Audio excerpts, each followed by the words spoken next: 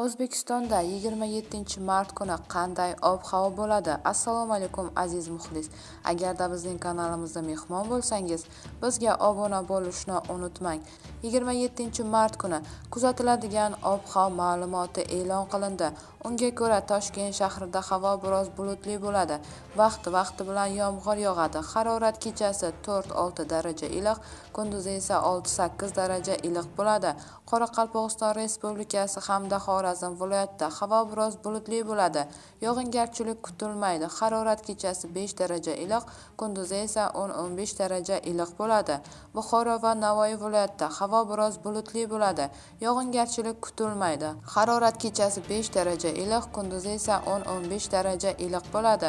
Toshkent, Sirdaryo, Samarqand, Jizzax viloyatlarida havo biroz bulutli bo'ladi. Yog'ingarchilik kutilmaydi. Harorat kechasi 1-6 daraja iliq, kunduzi esa 6-11 daraja iliq bo'ladi. Qashqadaryo, Surxondaryo viloyatlarida havo biroz bulutli bo'ladi. Ba'zi joylarda yomg'ir yog'adi. Harorat kechasi 2-7 daraja iliq, kunduzi esa 8-13 daraja iliq bo'ladi. Andijon, Namangan, Farg'ona viloyatlarida havo biroz bulutli bo'ladi. Ba'zi joylarda yomg'ir yog'adi.